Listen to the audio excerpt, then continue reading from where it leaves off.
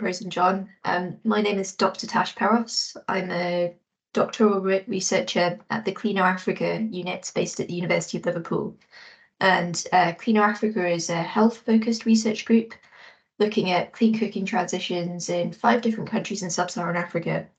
But some of the research that we do, actually quite a lot of the research that we do is kind of straying from health more into the implementation side of things, and therefore it's relevant to people like you. So hence I'm here presenting this particular study today.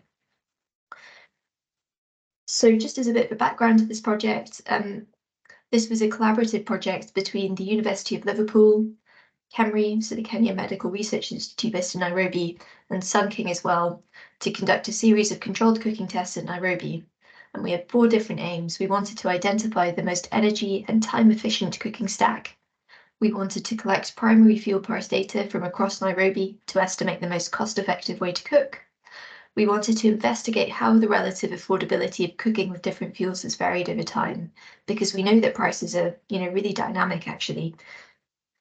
And then finally, we wanted to look at how pressure cookers and bean soaking can affect the energy and financial costs of cooking these long boiling foods that often drive stacking, so the githeri and the beans. So what is a CCT? So a CCT is a controlled cooking test, and the purpose of these tests is that they compare the performance of different stoves in standardized cooking tasks that are relevant to local diets. So in our case, we looked at 10 different stoves across 4 different fuels. So just to run through the different stoves that we use, so we had an LPG Miko, so the single burner stove. We had a cocoa stove. We had a traditional charcoal Jiko. We had an infrared stove. We had an improved charcoal stove, which was the Jikokoa. We had another type of ethanol stove, an ethanol gel stove sold by a company called Motosawa. We used an EPC. We had a 2-burner LPG stove. We had a kerosene stove, and we had an infrared electric stove as well. And then for each of these different stoves, we prepared 6 different foods, which were ugali, sukuma wiki, rice, beans, boiled water, and githeri. And then in addition to that, we also explored, so from Cleaner Africa's perspective, we're going to be doing a big randomized control trial with pressure cookers and LPG starting later this year. And we wanted to get a feeling for how pressure cookers and soaking of beans can affect the time and the cost that it takes to cook them. So there was also a component of this study that explored pressure cooking and soaking. And for that, we looked at beans and ugali, and the fuels that we looked at were LPG and charcoal. And this gives you a bit of a feeling for what a controlled cooking test looks like. So on the left, we have a procedure that we put together. The ingredients were carefully measured out the same way for every single cooking device.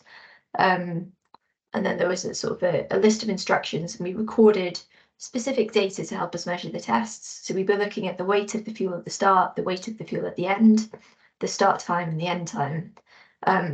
For the electric cooking devices, instead of recording weights, we had a meter that plugged in. And what we did was, because it takes different times to cook with different stoves and fuels, we tried to use, as far as possible, instead of the instructions saying boil for 10 minutes, we would say boil until the color of the beans changes. That's not actually what happens, but it's an example of the kind of way that we were trying to write these protocols so that they were generalizable between fuels. One of the major objectives of this study was also to investigate changes in fuel price, both spatially and temporally. So we collected data across 11 different locations around Nairobi.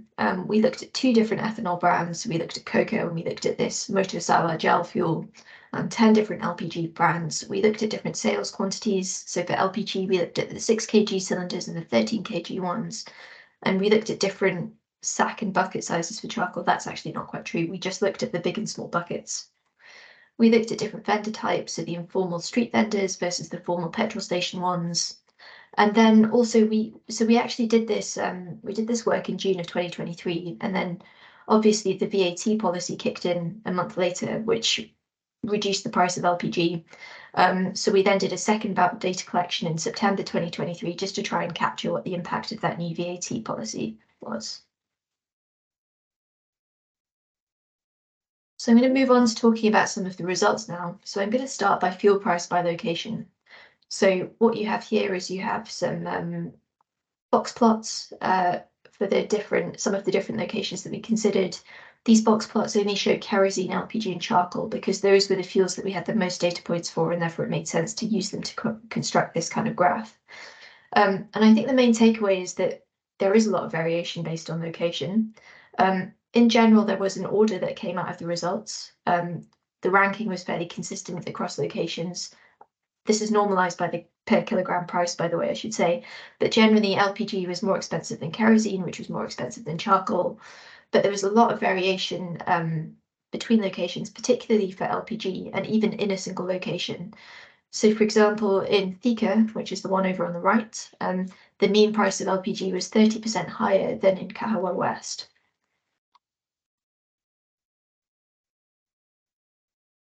Just to quickly run through some of the results about fuel prices by other variables. So for LPG, there was quite a lot of variation between brand, up to 24%.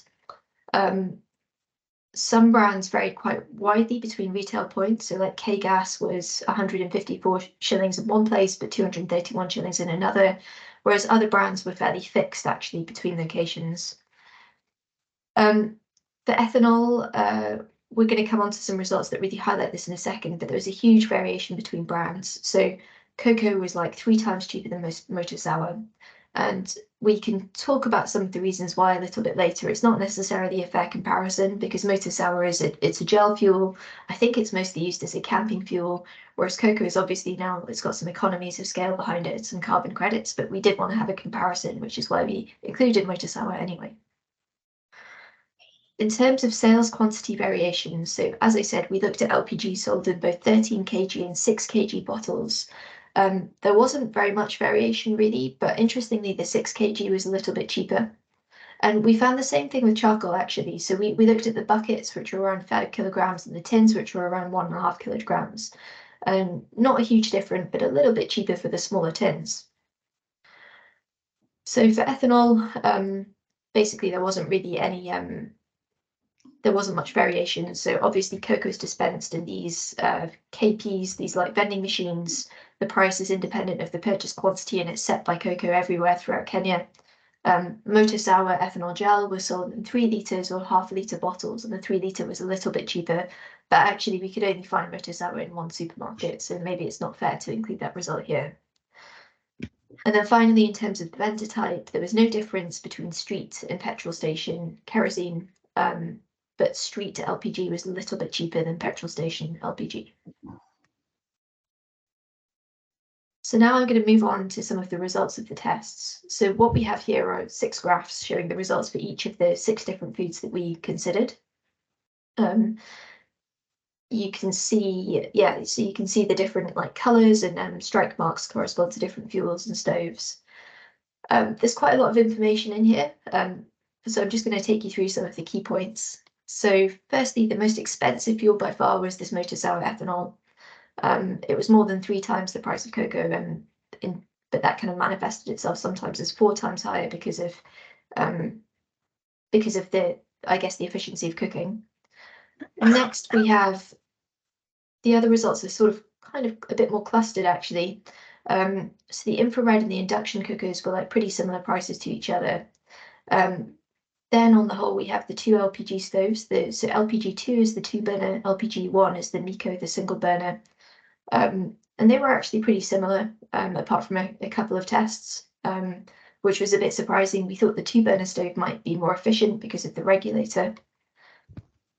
In general, LPG, cocoa and charcoal, LPG, cocoa, charcoal and kerosene were pretty similar. Cocoa and charcoal were a little bit cheaper for the long boiling foods, so the beans and the githeri. And what we found across the test was that the improved cooking stove used about 1/4 less fuel than the Jiko. The EPC was pretty similar to LPG and the other foods for the boiled water, the rice, the sukuma wiki and the ugali, but it really came into its own for the githeri and the beans, which are the 2 like final tests. And you can see that it was orders of magnitudes cheaper than the other stove and fuel combinations. And it was this like really good performance in the long cooking fuels that drives the EPC to be the most cost-effective appliance overall. So what we have here is we have 3 graphs. So I used the Kenyan cooking diaries that the MEX team produced a couple of years ago to estimate how many times per week a household might cook each one of these dishes. And from that, you could estimate the cost, the energy, and the time taken to cook each week. So in terms of cost, as I already said, the EPC was by far the cheapest. We see that ethanol, the motor sour ethanol, was by far the most expensive. The induction and the infrared stoves were the next most expensive. We then have not huge differences, to be honest, between the kerosene, the charcoal, the LPG, and the cocoa stoves, with the charcoal and proof cook stove kind of coming in just after the EPC is the cheapest cooking device. In terms of energy, so we see charcoal being like really inefficient, basically. Again, we see the EPC being the most efficient cooking device. And then finally, in terms of time, like these results are a little bit more similar, I'd say, between the different stoves and fuels considered. Motor sour ethanol again takes the longest, followed by the kerosene stove and the charcoal stove. On the whole, the clean stoves were a bit quicker to cook with, but I should really caveat by saying that these calculations were done by just adding up the time taken to accomplish each cooking task. In reality, I think stoves with 2 burners would be a lot quicker to use because obviously that enables you to cook in parallel. What we could then do with this data was we could ask this question about like what is the most optimal combination of 1, 2, or 3 different stoves in terms of cost, energy, and time. So in terms of cost and energy, unsurprisingly, the most optimal stove is the EPC. For cost, you could then get some efficiencies by adding in a cocoa ethanol stove, and then even a charcoal stove. On the energy front, including the induction electric stove could help because I think the induction was better at the frying tasks than the EPC. On the whole, though, the gains are not huge compared to just using an EPC. And actually, we see a similar thing in terms of the time. So the 2-burner LPG stove is the fastest cooking device here, with some gains from adding in an EPC and a 1-burner LPG stove, but really not very many. Again, the time results should be caveated by the fact that we just considered like kind of this sequential cooking rather than the use of 2 different burners. I'm now going to move on to these hard foods cost comparison. So we did this on 3 different stoves, I guess. So on the charcoal stove, we looked at cooking beans, just, kind of normally. We looked at cooking beans with a pressure cooker, and we looked at cooking beans if you pre-soak them. On a 2-burner LPG stove, we kind of did the same thing, but we added in a test where we pre-soak the beans that we pressure cooked, and we did a couple of Guderi tests as well. With the EPC, we did beans and we also did soaked beans. So what we find is that, the EPC is by far the cheapest method of preparing these long boiling foods. For the EPC, it didn't seem to really matter whether the beans were pre-soaked or not. But we don't see that with the charcoal or with the LPG. So what we see is that for both the charcoal and LPG, we see that soaking by itself is actually more effective than using a pressure cooker. But if you pre-soak the beans before you pressure cook them, what you can see from this 2-burner LPG test over here is that you do get quite a big gain. Like maybe it's a third of the amount of a third of the cost of just cooking beans without any soaking or pressure cooking.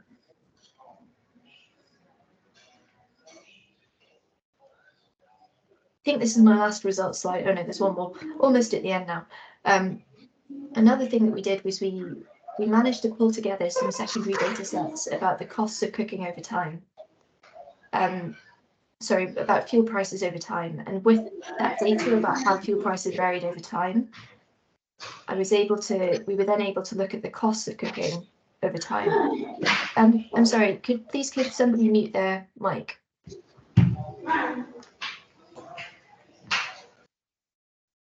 Thank you. So, sorry, going back to what I was saying. So this graph shows, so this looks at the weekly cost of cooking, but all I've done now is I've taken a longitudinal data set about how the prices of these fuels have varied over time, and I've used those 2 data sources to estimate how the cost of cooking has varied over time. So I guess this is quite a complicated graph as well. I'm just going to point out a few key things. So the first thing is that we see that the cost of using different stoves is actually really highly dynamic, with the ranking of fuels changing over time, and also being quite sensitive to both policy changes and global events. So in the black arrows, what I've tried to do is point out some external factors that probably had something to do with these fuel prices, right? So we have the charcoal logging ban back in 2020, we have some VAT changes, some electricity price changes. You can see how all of these impact the prices of usually single fuels, but sometimes like all the fuels altogether. What we see is that since the enforcement of the charcoal logging ban in 2020, the EPC has been the cheapest cooking appliance overall. Cocoa ethanol, which is the orange line, has had the most stable price throughout the time period considered, and I think that's partially because they use carbon credits to try and buffer this volatility. On the whole, there's been a general upward trend in prices since 2021, which is probably due to the weakening trajectory of the Kenyan shilling against the US dollar, which is continuing today. And maybe something else to point out here that will be particularly interest to you guys is just the impact of the change in electricity tariff earlier this year on the cost of cooking with electricity. I mentioned that on the LPG front, we did some data collection both before and after the VAT policy came in. So the 2023 finance bill reduced VAT on LPG from 8% to 0%. And interestingly, what we saw was a change that was much greater than the 8% imposed by the government. So following this VAT policy, that LPG prices actually came down by more than 8%. We're not entirely sure why, but we think it could be to do with there was a shipping levy that was axed, and also I think the price of oil from Saudi Aramco, who are the largest supplier to Kenya, that did actually go down during this period. So it's not just the VAT policy that's causing this larger reduction. The good thing is that it does seem as though the gain was passed to the consumers and not just kind of eaten up by other actors in the supply chain. So just to go through some of the strengths and limitations of this paper. So I think one of the strengths is that we really did consider a wide range of stoves and fuels and foods. We did, I think, well over 100 tests. I can't remember the exact number. Maybe Mark can if he's on this call. It's quite easy to update our comparison of cooking between fuels, because all you really have to do is, maintain a fuel price index and be changing those inputs. So maybe that's something that people would be interested in working with us on doing. And also the results are also likely generalizable to other East African countries like Tanzania and Uganda, where there are similar diets, although obviously you need local fuel price data to update the results. Some of the limitations, so controlled cooking tests don't reflect what people actually do. I bet that there's nobody in Kenya who cooks those 6 foods in exactly the way, according to the exact recipes that we used, with the exact frequencies that we assumed in our calculations. But they're a good way of creating a good comparison between fuels. Nigel Scott actually wrote a really good blog on the merits of CCTs versus water boiling tests versus in-home cooking events that I would recommend reading if anyone's particularly interested. Affordability has other components that these results don't consider, especially the upfront cost of equipment. So the EPC came out as the most cost-effective cooking appliance, but I think it costs maybe 6 times as much as a charcoal Chico. Is that right? Maybe more. And these are factors that didn't play into these results. And then a final note, methodological note, is that it's really difficult to fully control some of these tests, especially for charcoal and beans, where we had particularly high coefficient of variances, but the coefficient of variance was at a reasonable level for our other tests.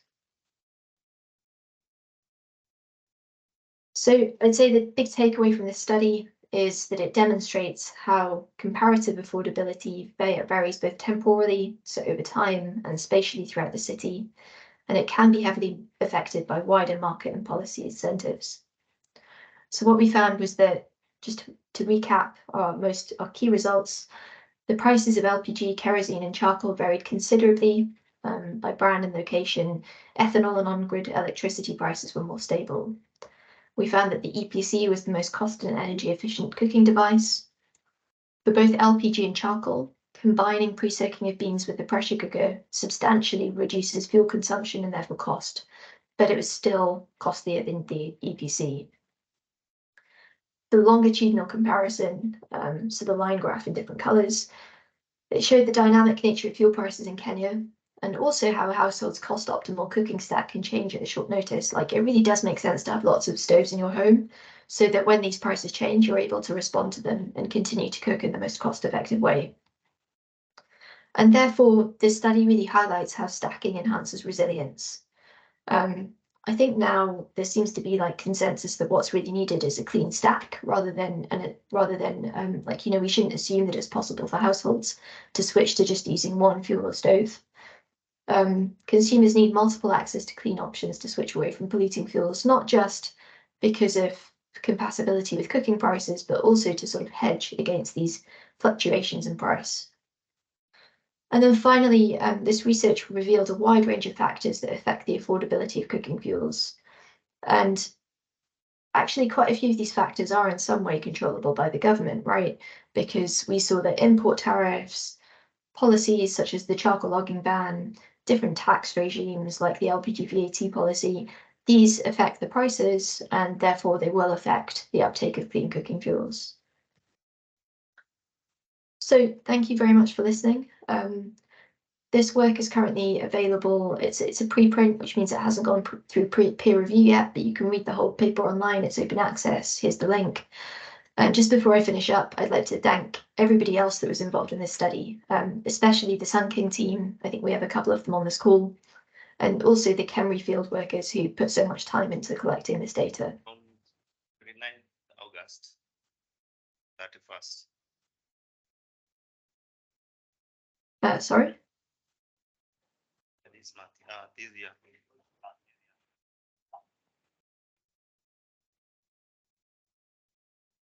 I think it might just be an unmuted mic.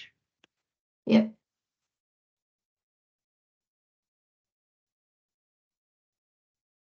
Yeah, so thanks for listening. What happens now? Do we do questions or do we move on to the second presentation?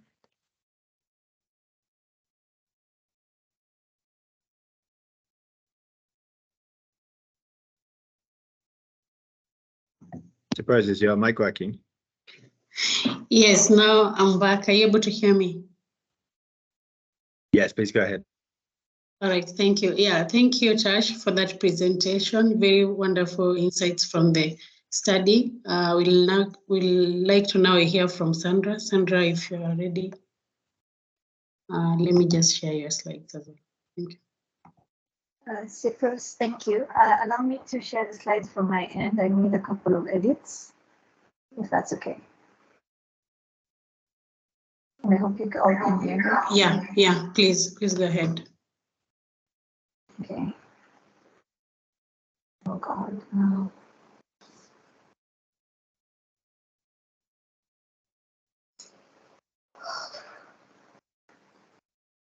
Sorry about this. I'm having a couple of issues with sharing my second screen.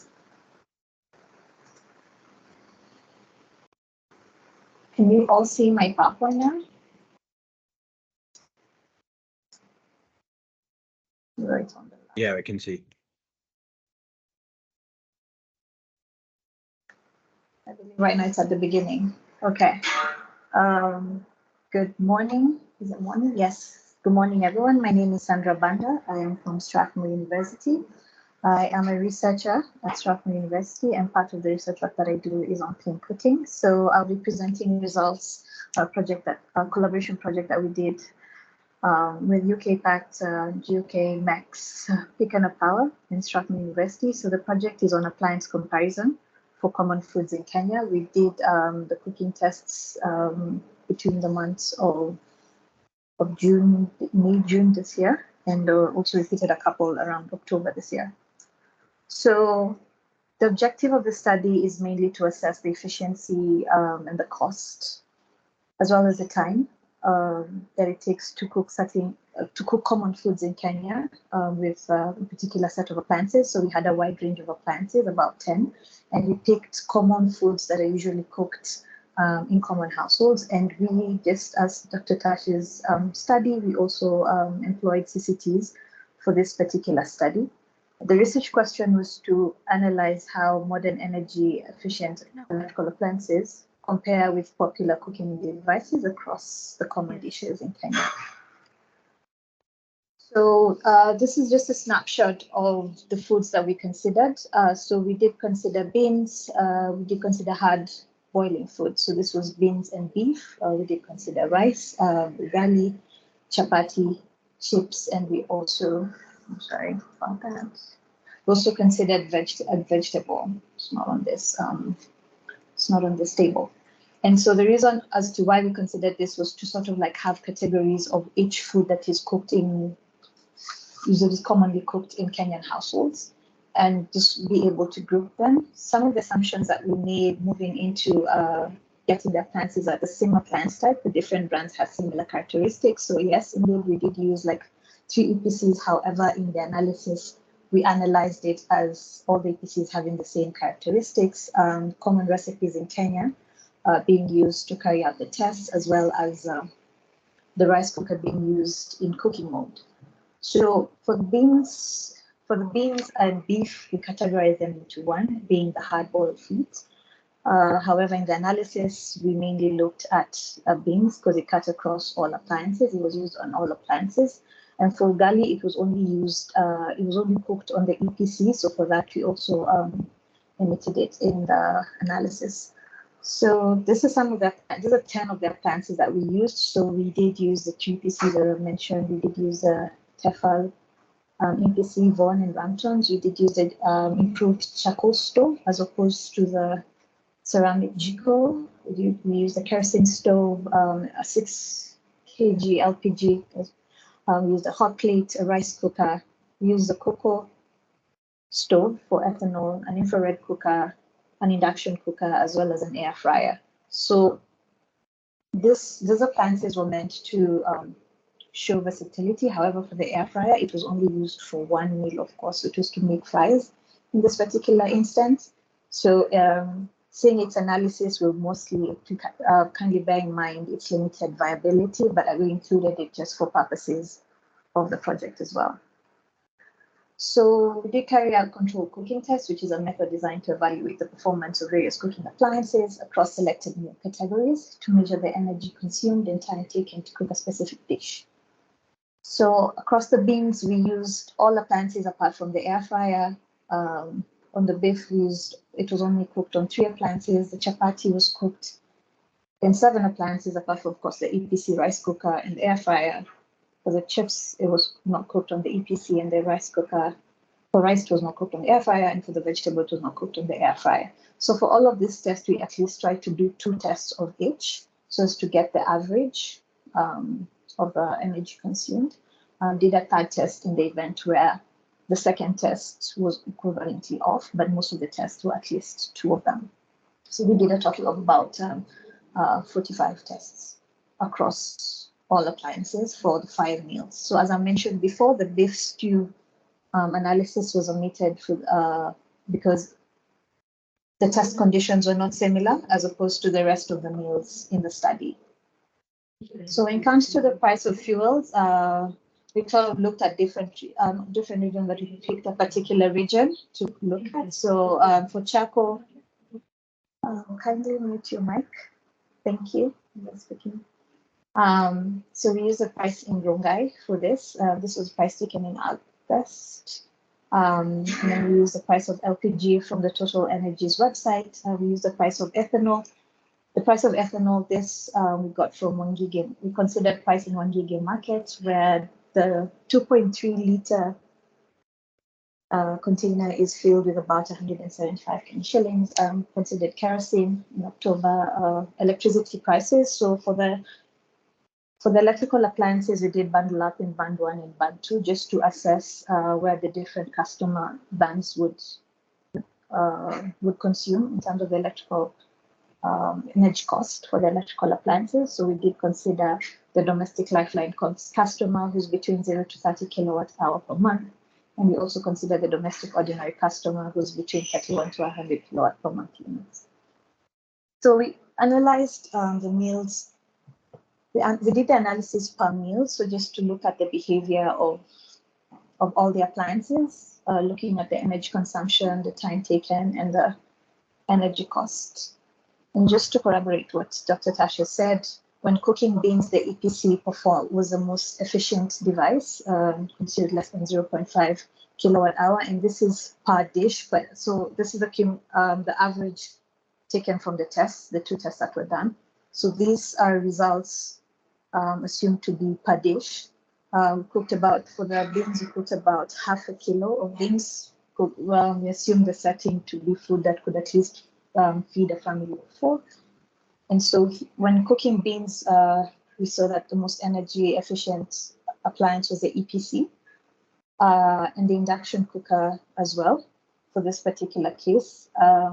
And when it came to cost as well, the induction cooker and the EPC in terms of electrical appliances on both band tariffs was quite low. For the non-electrical appliances, so we analyzed the results as all appliances. So just looking at how they all behave. Of course, now being able to single out how the non-electrical and the electrical appliances behaved altogether. The improved charcoal stove and the ethanol consume the highest energy in cooking, boiling, and frying the beans in this particular scenario. For rice, the EPC again and the induction cooker were the most efficient in terms of energy consumption. However, the induction cooker did take the longest, and this could be attributed to its heating mechanisms in this particular case, through the electromagnetic technology of heating the induction pot itself and an induction stove. In terms of energy cost in cooking rice, for the rice cooker, it appeared to be quite high as opposed to the EPC, yet the rice cooker, as we all know, has been specifically designed to cook the EPC. For spinach as well, considering that it's a fast cooking kind of food, because the charcoal stove consumed the highest amount of energy in this case. Of course, before you heat up the stove, the time taken to heat up the stove, get the heat to the amount that you needed to be able to cook, that contributed to it consuming so much energy. The LPG stove in this particular case was considered to be as efficient as the electrical appliances in this particular scenario, consuming equally sort of like the similar amount of energy in this case. And for the chips, the air fryer did consume slightly more energy as opposed to the induction cooker and the infrared cooker, as well as the hot plate, which is not usually known to be one of the most efficient appliances out there. Again, the improved charcoal stove was the highest consuming appliance here, although it did cost the least it did take the least amount of time to cook the same amount of food, the same quantity of chips in this particular scenario. The energy cost was lowest on both tariffs for all the electrical appliances, as opposed to the traditional cooking appliances.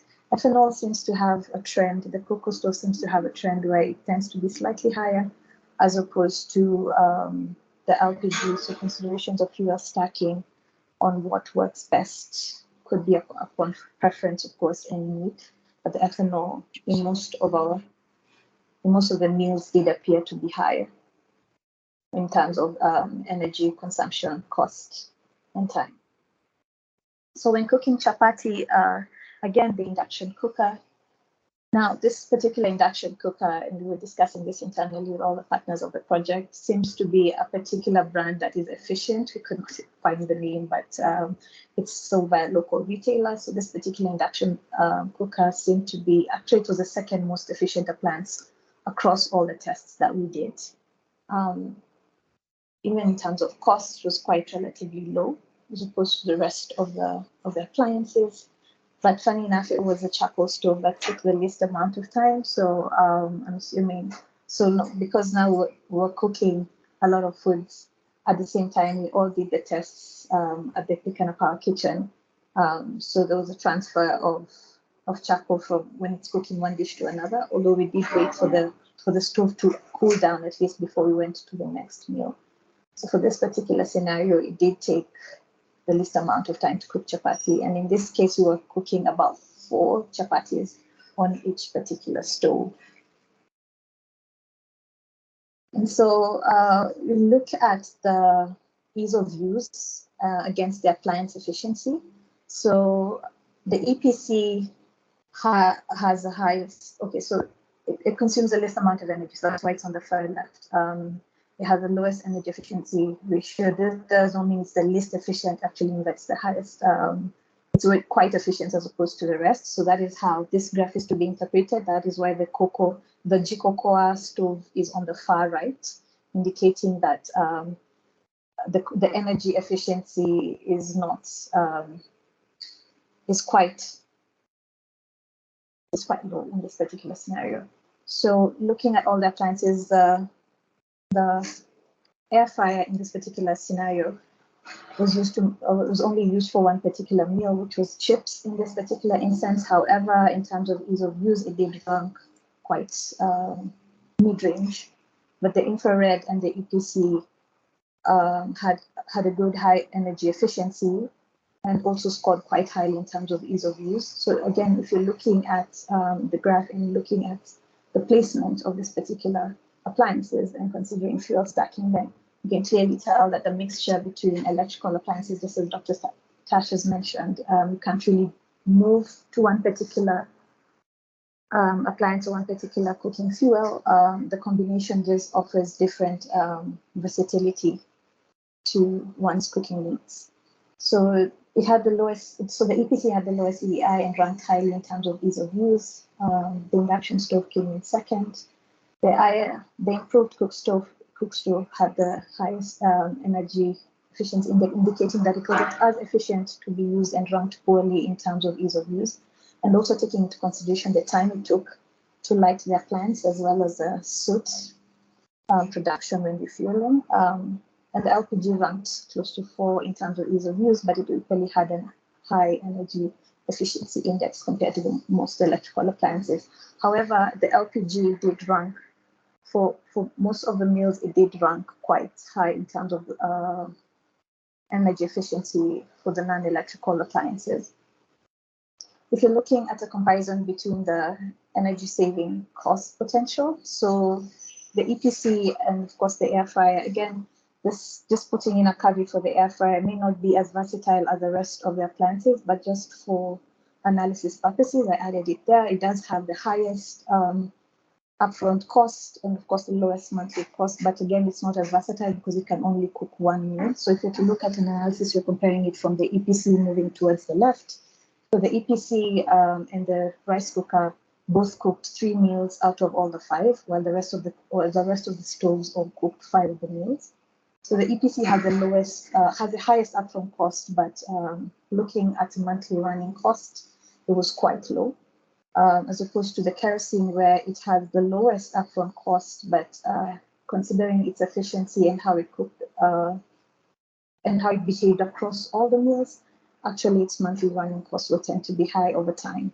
And of course, now considering the health risks that are involved to it. Similar with the ethanol stove. For the hot plate actually ranked the highest in terms of having the highest Nairobi monthly cost. Is that for me? I don't think so. So the hot plate had an average upfront cost, but actually it ranked really highly in terms of the monthly energy cost, because again, the time taken to heat up the coil and the cost of energy and the cost of electricity for this particular appliance shot up the monthly running costs for this particular appliance. So it wasn't considered to be one of the most, of course, wasn't considered to be one of the most energy efficient appliances in this case. And we also did a ranking on the taste of foods. The air fryer ranked had an average of 3, because it was realized that it didn't actually give us, the fries weren't as crispy as the cooks would have wanted it to be, but the one that ranked the highest was, of course, the EPC. being able to cook the 5 meals in this case, although ugali, again, as I mentioned before, was not considered for analysis. So we did have sort of like ask the cooks to rate the appliances based on their preference of food and how they would perform on this. And I think this has been, the EPC ranking has been corroborated enough times in the WhatsApp group that we have, where there's been a lot of conversations on how good the food actually tastes when you're cooking with EPC, including ugali. But again, taste also is very preferential. So depending on what a particular cook's preference is, could differ from one person to the other. So these are the key findings for the electrical appliances. The EPC was the most efficient and cost-effective appliance.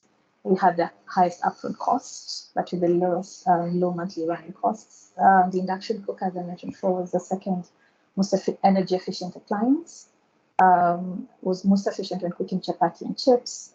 The rice cooker, though designed to cook rice, was outperformed by the EPC and the induction cooker. The air fryer was the least versatile appliance that we used. It used twice the amount of energy to cook the chips compared to the induction cooker. The infrared cooker was less efficient for boiling beans, but it was efficient when cooking chips compared to the air fryer. And for the non-electrical appliances, the LPG stove was the most energy efficient of the appliances when cooking rice, spinach, and chapati, and also cost efficient when cooking rice. The improved cook stove was quite energy intensive across all the 5 appliances. And it was cost effective though when cooking chapati, and this could be something that could be considered maybe for households that are not particular about time and energy costs, and like either households or businesses, small street businesses that could be looking at the cost factor, because it does have a moderate upfront cost. So it was cost efficient when cooking chapati. It cost the least to cook beans. It ranked quite low in terms of the ease of use. For the kerosene, it was expensive and energy intensive to cook chapati and rice in. Cost effective when cooking chips, actually amongst the non-electrical appliances. Again, this could be favorable for street food vendors who are considering to cook chapati and chips using non-electrical appliances. The ethanol stove had the cleanest fuel amongst all the non-electrical appliances, but generally it was not quite one of the time efficient appliances of them all. So with that, this is just basic conclusions on what this study could help to infer. So energy efficient appliances could be a benchmark for future cooking solutions. The total cost of ownership is a key factor to consider, that we may have kerosene and the improved cook stoves having low barriers of entry. However, their higher energy consumptions over time could prove to be costly. And of course, also the health risks that are around it. If considering fuel stacking for different appliances, then there are a couple of factors to consider, such as cost, the ease and location of fuel accessibility, one's cooking needs, and of course, electricity reliability. So for the appliances with high versatility, such as the induction cooker and the EPC, it shows that there doesn't really need to be a compromise between functionality and energy efficiency. You don't need to compromise on that. But however, we're cognizant of the fact that different brands could show different variations in efficiency. And for this particular study, an assumption was made for all the appliances that we tested for each appliance group. They all had the same characteristics. We hope that this data may have implications for energy policy, especially encouraging the use of energy efficient appliances. And we hope to continue further analysis. I'm looking forward to using some of the data from Dr. Tash's paper to kind of further some of the analysis in this paper, in this report. So thank you.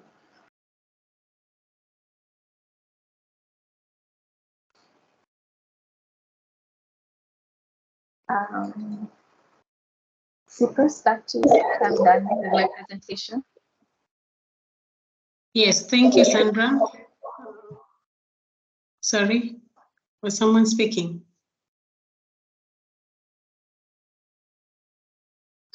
Oh, okay. So thank you, Sandra, for that presentation.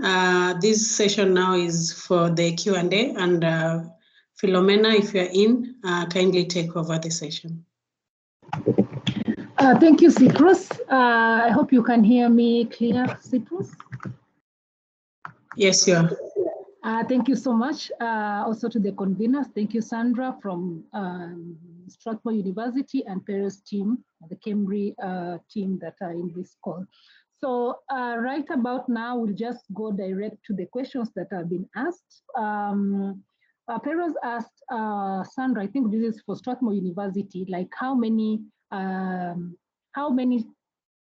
tests, repeat tests did the Strathmore team do? Because for them, they did 3. So Sandra, I don't know, did you do 1? Did you do 2? How many repeat tests did you do for the, because I'm aware that you did 45 tests? Yeah, so we did 2 at least for each appliance.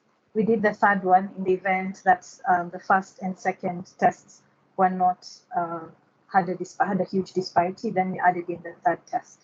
But for all appliances, for all meals, we did at least 2 tests. Okay, thank you, because for them they did 3, so 2 is not also bad, but I think maybe after some time you can compare the results of the test that you did, then maybe we can know how to move on from there. So also Mark would like to know, Mark from Sanking would like to know, how did you calculate the ease of use? I think this is a question both for Peros, for Tash and Sandra. So Sandra, you can start, then Peros will follow later. Okay, thank you for that, Mark. So we had a scale from 1 to 5 on the ease of use. So 1 was not easy to use, 5 was easy to use, and then a 3 was an average. So we asked the cooks to rate the appliances as they cooked with them. So yes, and I think I also saw in the comments whether it was a blind test. No, the taste was not a blind test. They actually tasted the food that they cooked and then rated it again on a similar scale of 1 to 5, with 1 being the least tasteful, the appliance with the least tasteful meal, and 5 being the appliance with the more tastiest meal. Okay. So that answers the question.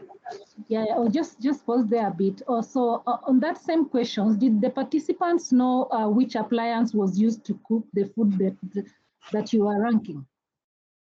Yes, they did. Okay, so Tash, I think the same questions apply to you. We didn't do any taste testing, so.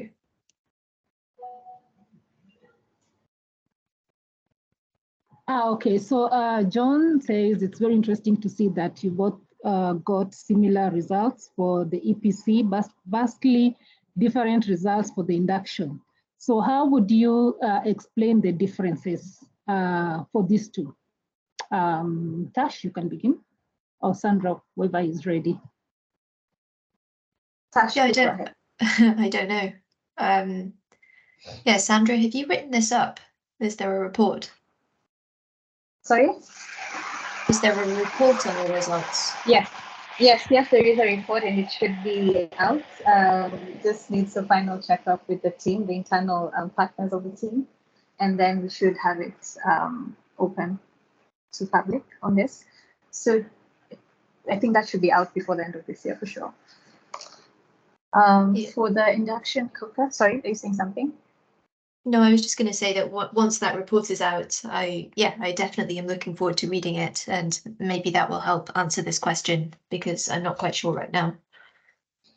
Okay, so for my side, for the induction cookers, so as I mentioned while I was presenting, we did get 2 induction cookers. One, the brand name was Princess. We haven't been able to get the name of the induction cooker. However, I do have an image of it here on the screen. So just allow me kindly to reshare my screen. So this can you all see my screen? Can you see the PowerPoint slide?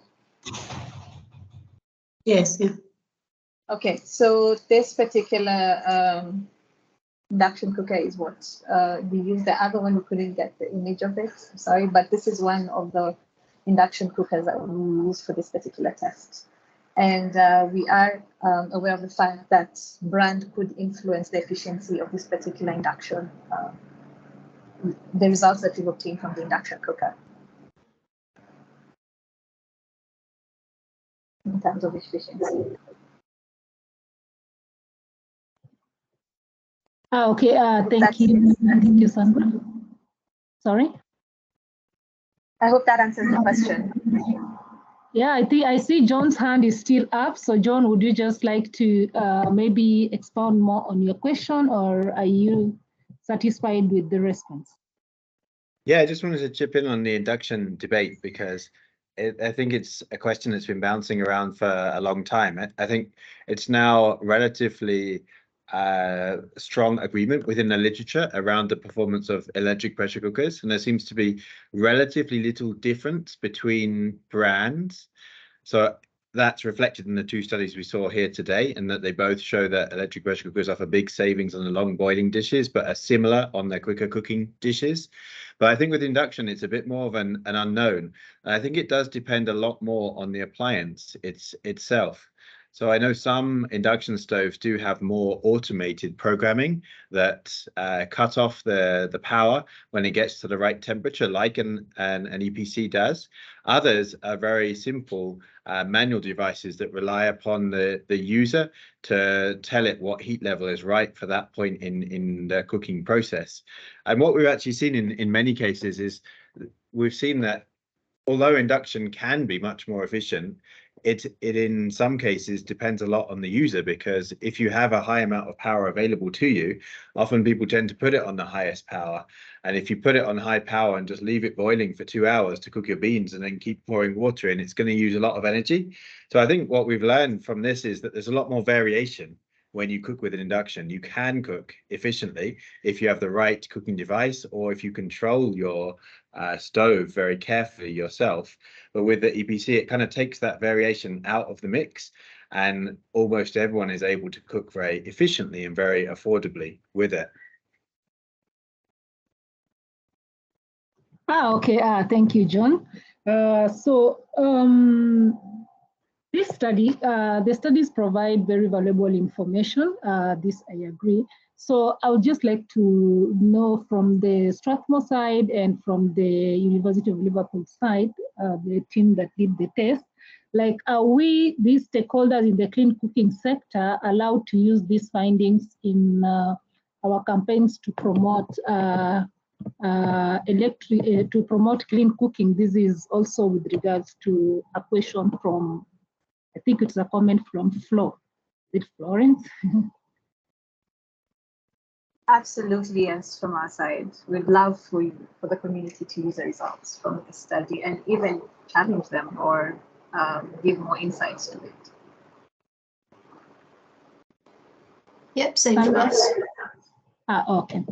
So Rosho, hi Rosho. So when Rosho has a question, when you compared upfront costs with the ongoing costs, did you calculate something like for how many months maybe somebody need to use the appliance to make the investment worthwhile? Usually this is very useful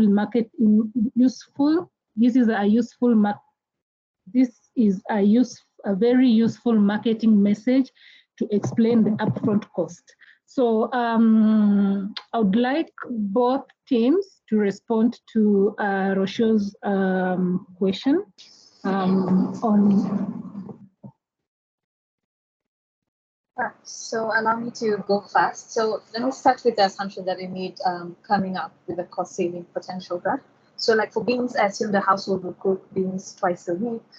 They'll cook vegetables twice a week. They'll cook rice twice a week. They'll cook chapati once. They'll cook chips once a week. So with that, we just did the monthly calculation, varying that frequency of use in mind, and then taking their energy cost. So this is just for 1 month. So now, if that assumption now goes on to the rest of the year, of course, then the calculation can be made, just doing it times 12. But we didn't do that. We just did it using it for 1 month with those assumptions of frequency. Okay. Tash? Yeah, we didn't do it. We didn't do anything on upfront costs. Probably should have done, but all of our results are in the paper, so I think other people can easily take them and run that maths. Okay, because then I'm thinking like this kind of a comparison or this kind of a scenario would help us to talk about people who would say that this is okay, it is energy efficient, it is this and this and that, it's clean, but then it is very expensive. I mean, how would they address that? So maybe can I just say one more thing, which is just that obviously one of our findings was how much these prices can change. So I would also say that with this calculation, you know, it could be quite biased because it's just dependent on the moment at which you use the fuel price to project forward. So I agree it's helpful for helping communicate the value of a clean cooking device, but it might not really end up being true. Okay, thank you, Tash, for that.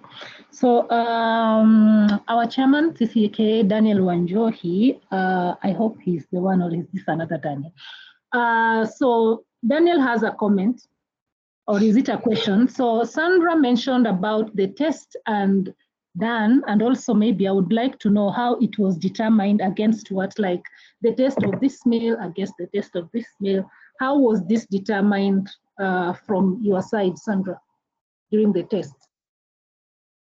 So just to throw this in there, because it was the cooks were an internal team from the Kenya Power side, Strathmore side, Jikoni Magic as well. So as the cooks who were cooking the foods, they tasted against their own preference of what they deemed to be tastier for each of the meals, and understand that this could be biased and this could be inaccurate to some extent. So for this particular study, it was what the internal team cooked and tested and found while using the appliances. Of course, it could vary from people to people. Okay. Thank you, Sandra, for that. So Nigel, Nigel, I'm thinking this is Nigel Bruce. So Nigel says with induction stoves, you need to be careful to use the right pots. This is true because I'm using the eCOA induction and it has its specific pots that you have to use to cook, because then any other pot will not work with it. So we're just wondering if this was also a factor that maybe have caused the variations to both. This question is to Sandra and Tash. Sandra. For the induction stove, we did use its recommended cooking pots. Okay. Yeah. So no, Sandra, go ahead. No, this was going to say, yeah, so that was what influenced the results. We did use the intended cooking pot for the induction stove. Okay. Tash? Yeah, we did use special induction cooking pots, but maybe they weren't the best ones available. I would also say, Nigel, that I think that using the right pots isn't just induction. I think that using sort of like the thicker bottom ones that distribute heat better does also make a difference in LPG, but I don't think this is something that's been looked at very much. So Mark, I wonder if that's, sorry, Mark and I were just talking separately about running some more tests, and I wonder if that's something we should look at as well. Yeah, I think, Tash, we did try a couple of different pots with inductions, if I remember correctly, and we didn't have much. There wasn't much difference. I think a couple of things to think through around induction is around the technical specifications, as well as what John mentioned before in terms of automation. I wonder how much that is playing into the differences. Yeah, so I think that those are the two big ones in terms of pots. If it isn't, you can't use certain types of pots, so it's not that it would either be you can use it or you can't. I don't know whether the type of metal being used would really influence the the results. I think you just need to get one that conducts magnetic energy, which would be stainless steel, the most widely available ones on the market. Okay, thank you. As a commercial entity, what do these test results mean for Sunkin, which is a solar company, Sunkin's future strategy? This is a question from John to both presenters. So, okay. Yep, Sandra, go ahead. Go ahead. Okay, thank you. Yeah, you want to go first? Okay, let me so my comment was basically on the EPC, because that is what we've seen a lot of solar manufacturers go that route, at least for now, in terms of efficient solar powered appliances. So these results could tend to show you just where your products could lie in terms of cost saving, in terms of performance, energy consumption. Although, of course, now with when you're talking about solar power and an AC power source, those are two different things. But at least when it comes to cost, you're looking at where your appliance or your product could be placed at, and also maybe then the taste and the ease of use of the product. Yeah, that's what I think. Yeah, thanks for that feedback, Sandra. I think from a product strategy perspective, I think you really identified the whether it be an off-grid or whether it's an on-grid product is a big question for us. The EPC, as you're rightly saying, has a huge cost saving. The issue with it is that it's such a power hungry device that connecting it to any of our off-grid products it would not be possible in terms of the smaller systems that we've got. And then when you go up to the larger systems, like the Home 8000 that we sell, the entry price for that is around 300,000 shillings, which is, so you could plug it into that, but then that is probably a different type of customer than the customers that are cooking with charcoal, kerosene, and wood. So there's definitely a market segmentation issue here. We know in Kenya that Kenya's got a huge amount of customers connected to the grid. So we're primarily looking at electric cooking, at least in the initial stages, as an on-grid product. We operate in areas both urban and rural with a lot of connections to the grid, so that's not an issue. But I think that's the kind of holy grail for us, is to be able to connect an electric cooking product to a renewable source of energy. And whether that's a grid or whether that's our own products, that's where we want to be heading.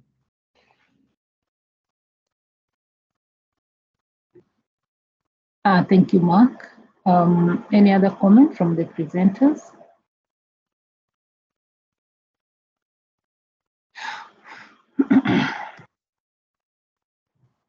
Okay, so I'm thinking still on the issue of the specific cookware that is supposed to be used for the induction.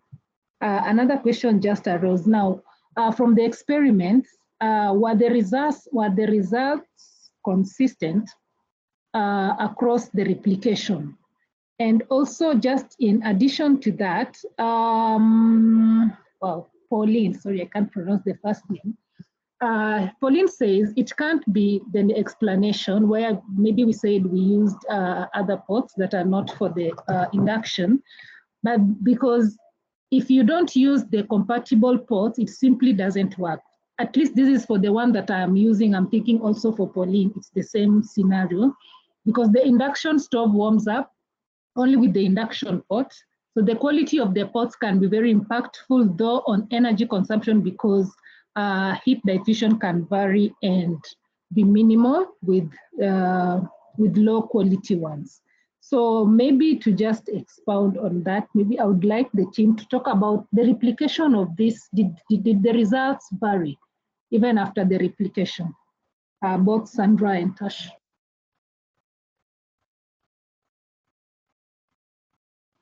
So the replicability of the tests. Sorry, okay, go on. Yeah, thanks, Sandra. We did 2 batches of tests, actually. So our first batch of tests, we did 3 repeats, and then we looked at the results, and then if the coefficient of variance was over a certain threshold, we did a couple more repeats to make sure that we were capturing, good values. In general, we found that the charcoal stove was harder to, get consistent results on, and I think also the longer boiling foods were harder to get consistent results on, which kind of makes sense because, the longer you're cooking something, I guess, the higher the likelihood of the error. We then added on some more tests, which included what did we add? We added the G-cocoa, and we did some further tests. And at that point, we didn't have time to do these repeats if it was over a certain coefficient of variance. On the whole, the tests were pretty good. I think we kind of ended up with good results, but as I highlighted in my presentation, there were a couple that were a little bit, ideally we'd have done a few more repeats on. Okay, Lynn, CCK, would you please mute? Sandra? Okay, similar to what Tash has mentioned, there was variation, not so much at least with electrical appliances, because the cooking didn't vary as much because the recipe was the same across the first 2 tests that we did at least. For the infrared and the induction cooker, they tended to be sort in the same ballpark figures, just slight variations in it. Just to support what Tasha said, yes, indeed, for the charcoal stove, it was very hard to sort of like get similar results in terms of energy consumed. So there was a slight larger variation as opposed to the rest of the fuels that applied to the improved charcoal stove and kerosene.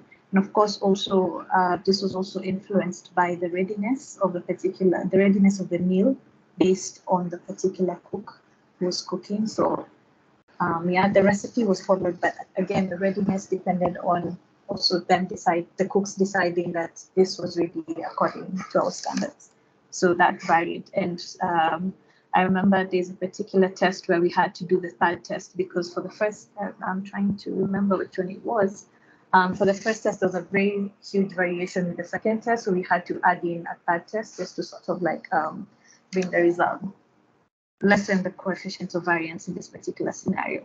So yeah, just to answer your question, particularly for the induction cooker, the variation wasn't as much. Okay, thank you for your elaborate responses. Just a comment, one last comment. John says that the quality of the pots make a big difference to the user experience. And he used to use cheap, thin steel pots and hated the induction cooker. Then he transformed his kitchen, bought the Tefal non-stick thick-bottomed frying pan that has transformed his experience in the kitchen. Thank you, John, that is very good to know. And we totally agree that thin pots tend to concentrate the heat above the induction coil itself, burning the food there and leaving it uncooked across the rest of the pot. This is also something that I noted before with the issue of the pot. So right about now, I would like to end the Q&A session there. So can I quickly say one more thing about the pots? Yes, Tash.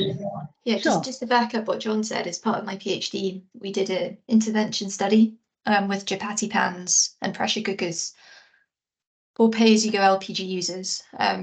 And we did some controlled cooking tests to just look at what the impact of introducing those appliances was. And the chapati pans was really about, so we didn't really expect to see differences so what we did was sorry, I'm not explaining this very well, but we gave people proper non-stick, good quality pans to cook their chapatis on to see if it helped increase the compatibility of cooking chapatis on LPG, because people said that the chapatis tended to burn on LPG. And what we found was a really big reduction in cost, going from the typical sufurias that people were using, like those really thick bottomed chapati pans to this non-stick frying pan, I think about like it cost a third less to use the non-stick frying pan. So I do feel that it makes a big difference, and it's worth some more investigation to understand how the pots and the pans affect the cost of cooking. Okay, thank you, Tash, for the clarification, and I appreciate you and Sandra for the presentation and for satisfactorily at least answering the questions that have been asked.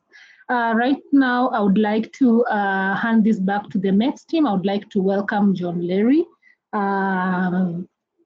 to give his to pick up the session from here and also close the session for us. John Leary is also in Kenya, we call him the eCooking guy, and also he is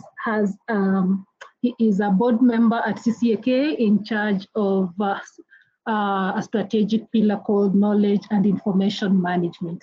Thank you, John. Karibu sana.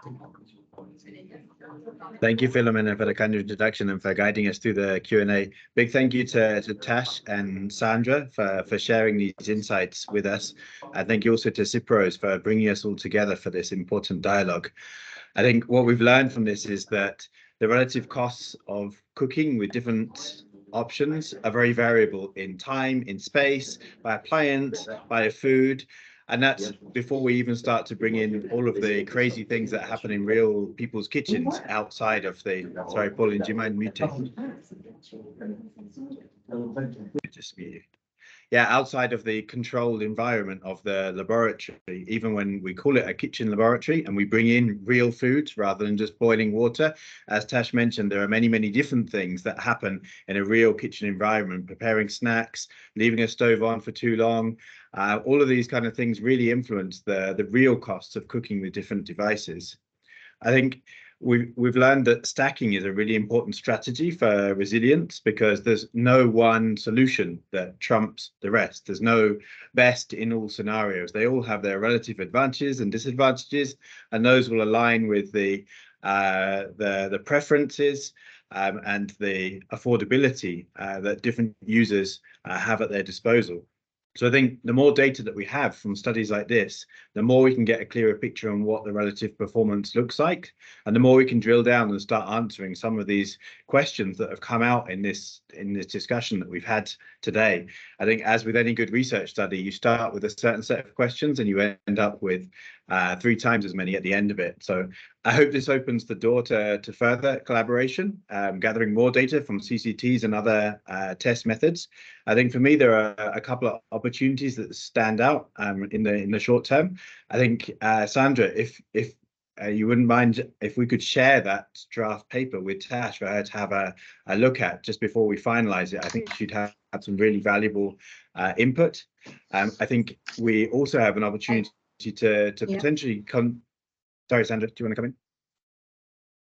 Yeah, I'm just fully agreeing with that. Fully agreeing. Fantastic. I think we also have an opportunity to contribute towards the Korea price index. I posted it in the chat earlier on in the discussion, but I think it got swept upwards in the mountain of comments that came through afterwards. So this is an annual exercise that's carried out by the Kenya Renewable Energy Association to understand what the relative price points of different fuels are. And last year they carried out an analysis looking at the relative cost of cooking. So that was based upon the limited data that they had at their disposal at that moment in time. But I think we now have a much more solid data set with which we can refine those predictions, and we can do exactly what Tash was suggesting, which is get the latest data on what those relative costs are or what the actual costs are for each fuel, and then calculate using this CCT data what the current relative cost estimates are of cooking with different fuels and in different ways, with of course the caveat that there are many different factors that go into altering that balance, but perhaps something that we can work with Korea to include in that analysis, so that we then have an up-to-date reference point where we can say at this point in time then relatively where do the different appliances, where do the different fuels sit, and how has that changed from last year and the years before that.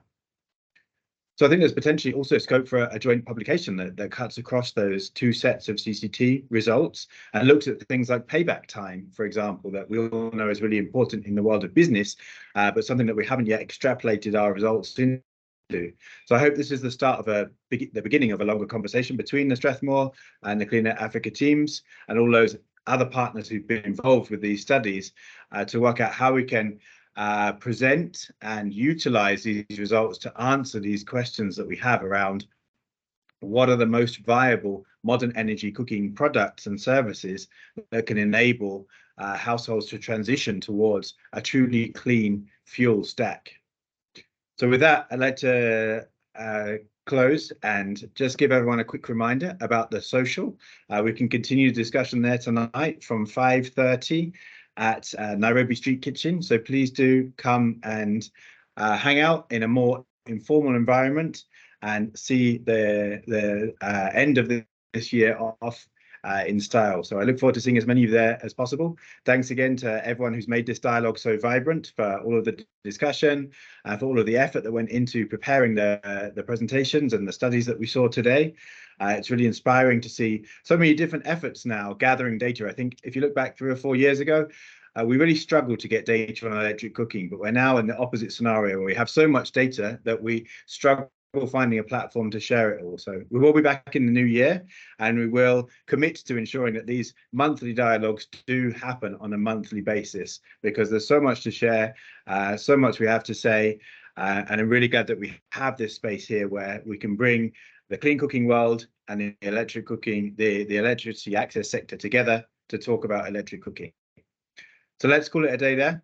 Thank you, everyone, and see you hopefully later this evening. Bye-bye. Thanks, bye. Thank you, everyone. Bye-bye. Thank you, everyone. Thank See you. soon. Bye. Thank you. Bye-bye.